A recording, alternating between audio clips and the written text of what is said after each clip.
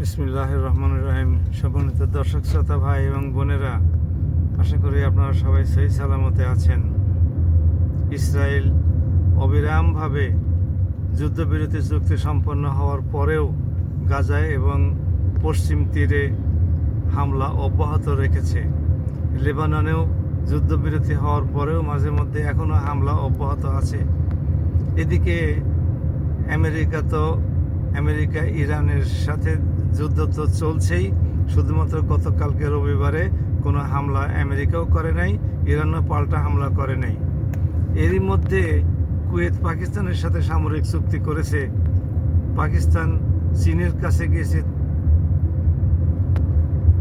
এই ব্যাপারটা মীমাংসা করে আমেরিকার সাথে যুদ্ধ বন্ধ করে দেওয়ার জন্য।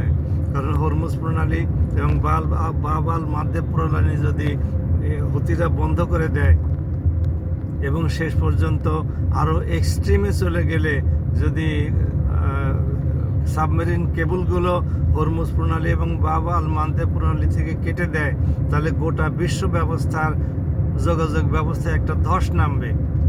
সুতরাং চীনও দারুণভাবে আর্থিক এবং ব্যবসায়িক দিক থেকে ক্ষতিগ্রস্ত হচ্ছে।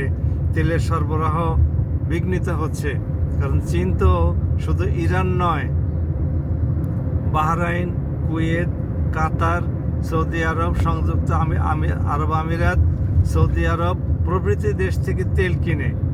এই সমস্ত দুইটা প্রণালী বন্ধ হয়ে গেলে অথবা তেল সরবরাহ বিঘ্নিত হলে চীনের অর্থনীতিও হুমকির মুখে পড়বে নিঃসন্দেহে।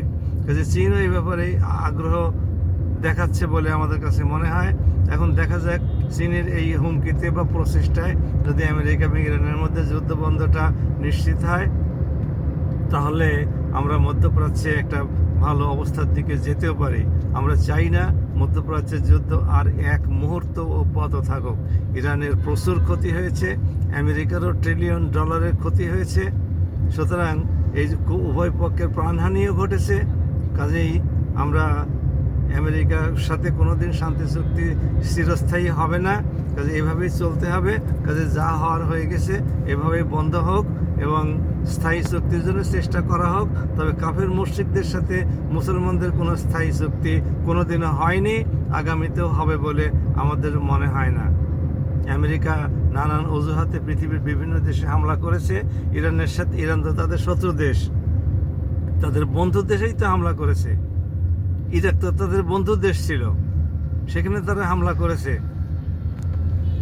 আফগানিস্তান তাদের বন্ধু দেশ ছিল, সেখানে হামলা করেছে বন্ধুত্বের শ্রদ্ধাবরণে। কাজেই তারা কোনো বন্ধুত্বের মানে না। আসাদের সাথে তো ইসরায়েলের প্রধানমন্ত্রী নেতানিয়াহুর সম্পর্ক ভালোই ছিল, তারপরেও তো তারা সিরিয়াতে হামলা ক্ষণে ক্ষণে চালিয়েই যাচ্ছে। লেবাননের প্রেসিডেন্ট তো খ্রিস্টান, তার সাথে নেতানিয়াহু ইহুদির তো সম্পর্ক ভালোই, তারপরেও লেবাননকে তারা ভবনের পর ভবন গুঁড়িয়ে দিয়েছে, এলাকার পর এলাকা দখল করেছে। এ সমস্তগুলো তো করতেই থাকবে। সুতরাং এখন এই মুহূর্তে যুদ্ধ বন্ধ হওয়া দরকার, যাতে করে আর প্রাণহানি কোনো পক্ষেরই না ঘটে। আমেরিকা এই যুদ্ধে এসে খুব বেশি একটা সুবিধা করতে পারে নাই, যদিও সে নিরঙ্কুশ সুবিধা ভেনেজুয়েলার মতো ভোগ করতে চেয়েছিল, কিন্তু ব্যর্থ হয়েছে। সুতরাং আমেরিকারও ক্ষান্ত দেওয়া উচিত। আর ইরান একটা সামরিক দিক থেকে দুর্বল দেশ। রাশিয়া এবং চীন থেকে অস্ত্রশস্ত্র কিনে যুদ্ধ করা যাবে, ওদের ঘাঁটি ধ্বংস করা যাবে, কিন্তু আমেরিকার হামলা থেকে তো দেশের জনগণকে বাঁচানো যাবে না। দেশের অবকাঠামোগত ক্ষতির হাত থেকে বাঁচানো যাবে না। সুতরাং ইরানেরও সতর্ক হওয়া দরকার। ইরানের হাতে কী অস্ত্র আছে আমরা জানি না। আমেরিকাতে হামলা করা, যুক্তরাজ্যে হামলা করা সম্ভব হবে কিনা তাও জানি না। ভারত মহাসাগরের দিয়াগো গার্সিয়াতে হামলা করতে পারবে কিনা আমরা সে ব্যাপারেও সন্দিহান। তারপরেও ইরানকে আমরা সংযত হতে বলবো এবং এই যুদ্ধ যাতে আর এগিয়ে না যায় সে ব্যাপারে সতর্ক থাকতে বলবো।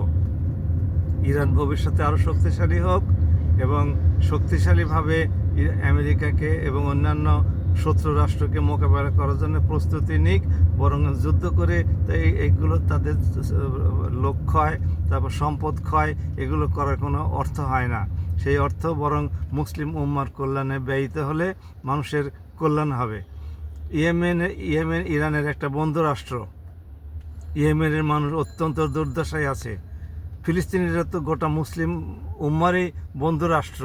সেই ফিলিস্তিনিদেরকে আবার অত্যাচার করা হচ্ছে। পশ্চিম তীরের বাড়ির পর বাড়ি, গ্রামের পরে গ্রাম জ্বালিয়ে দেওয়া হচ্ছে।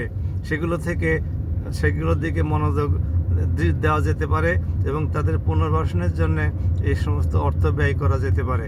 আমরা মুসলিম বিশ্বকে ঐক্যবদ্ধভাবে ফিলিস্তিনি সমস্যার সমাধান করার জন্য এগিয়ে আসার আহ্বান জানাই এবং ইয়েমেনকে স্বনির্ভর করার জন্যে, তাদের মৌলিক চাহিদা পূরণ করার জন্যে যা যা করার দরকার সেগুলো করার আহ্বান জানাই।